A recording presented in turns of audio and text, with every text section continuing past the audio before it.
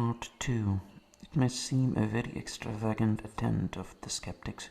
to destroy reason by argument and ratiocination.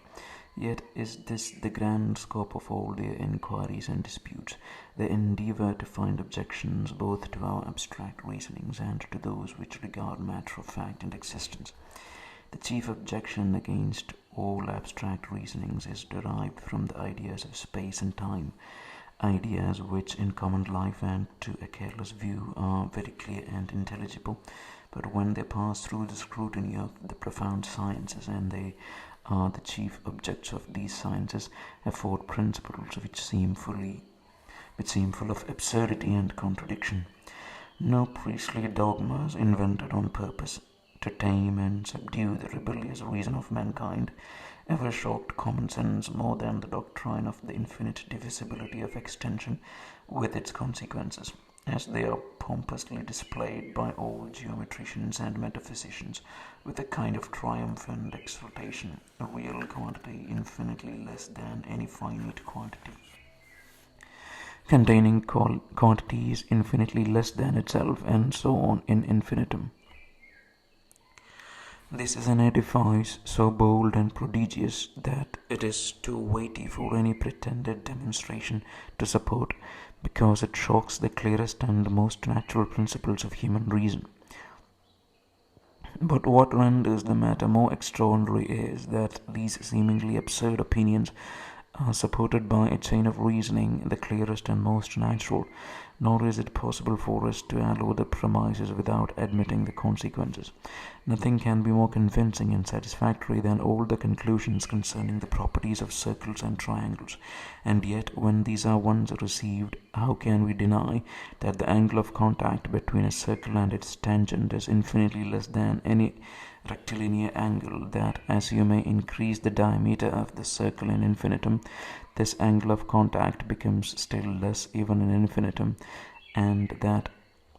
the angle of contact between other curves and their tangents may be infinitely less than those between any circle and its tangent, and so on in infinitum. The demonstration of these principles seems unexceptionable as that which proves the three angles of a triangle to be equal to two right ones, though the latter opinion be natural and easy, and the former big with contradiction and absurdity. Reason here seems to be thrown into a kind of amazement and suspense, which, without the suggestions of any skeptic, gives her a diffidence of herself and of the ground on which she treads. She sees a full light which illuminates certain places, but that light borders upon the most profound darkness, and between these she is so dazzled and confounded that she scarcely can pronounce with certainty and assurance concerning any one object. The absurdity of these bold determinations of the abstract sciences seems to become, if possible, still more palpable with regard to time than extension. An infinite number of real parts of time passing in succession and exhausted one after another appears so evident a contradiction that no man, one should think, whose judgment is not corrupted instead of being improved by the sciences, would ever be able to admit of it. Yet still reason must remain restless and unquiet, even with regard to that skepticism to which she is driven by these seeming absurdities and contradictions. How any clear, distinct idea can contain circumstances contradictory to itself or to any other clear, distinct idea is absolutely incomprehensible, and is perhaps as absurd as any proposition which can be formed, so that nothing can be more skeptical or more full of doubt and hesitation than this skepticism itself, which arises from some of the paradoxical conclusions of geometry or the science of quantity. The skeptical objections to moral evidence or to the reasonings concerning matter of fact are either popular or philosophical. The popular objections are derived from the natural weakness of human understanding, the contradictory opinions which have been entertained in different ages and nations, the variations of our judgment in sickness and health, youth and old age,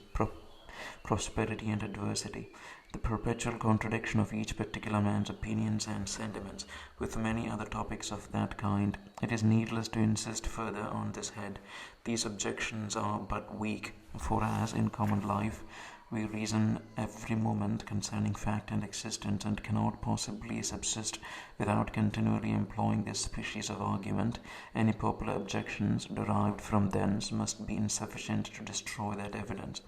The great subverter of Pyrrhonism, or the excessive principles of skepticism, is action and employment and the occupations of common life. These principles may flourish and triumph in the schools, where it is indeed difficult, if not impossible, to refute them, but as soon as they leave the shade, and by the presence of real objects, which actuate our passions and sentiments, are put in opposition to the more powerful principles of our nature, they vanish like smoke, and leave the most determined skeptic in the same condition as other mortals.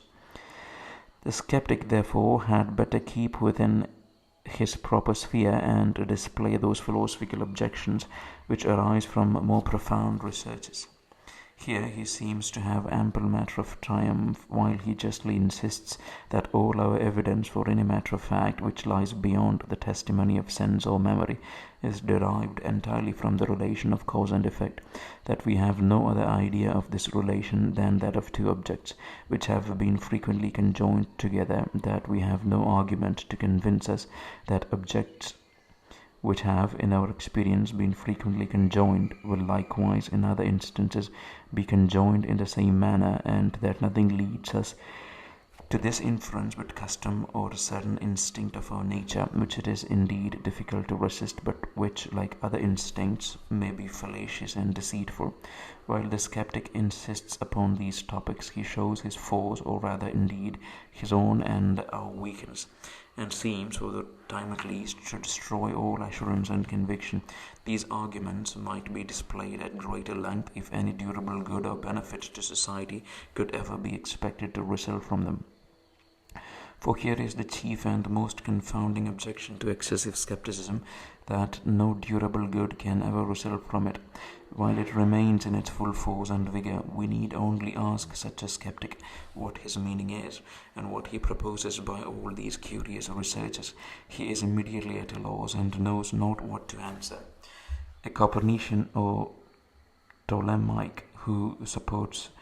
each his different system of astronomy, may hope to produce a conviction which will remain constant and durable with his audience. A Stoic or Epicurean displays principles which may not be durable, but which have an effect on conduct and behavior. But a Pyrrhonian cannot expect that his philosophy will have any constant influence on the mind, or if it had, that its influence would be beneficial to society. On the contrary, he must acknowledge, if he will acknowledge anything, that all human life must perish, were his principles universally and steadily to prevail. All discourse, all action would immediately cease, and men remain in a total lethargy till the necessities of nature, unsatisfied, put an end to their miserable existence. It is true, so fatal an event is very little to be dreaded. Nature is always too strong for principle, and though a Pyrrhonian may throw himself or others into a momentary amazement and confusion by his profound reasonings, the first and most trivial event in life will put to flight all his doubts and scruples, and leave him the same in every point of action and speculation with the philosophers of every other sect, or with those who never concern themselves in any philosophical researches. When he awakes from his dream, he will be the first to join in the laugh against himself, and to confess that all his objections are mere amusement, and can have no other tendency than to show the whimsical condition of mankind, who must act and reason and believe, though they are not able, by their most diligent enquiry, to satisfy themselves concerning the foundation of these operations, or to remove the objections which may be raised against them.